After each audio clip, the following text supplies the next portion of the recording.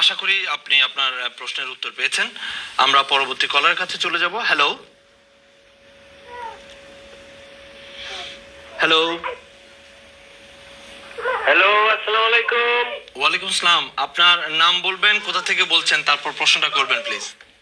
জি ভাই, আমার নাম মনিরুজ্জামান। আমি সাউথ হল থেকে বলছি। জি বলুন, আপনার প্রশ্নটা করুন প্লিজ।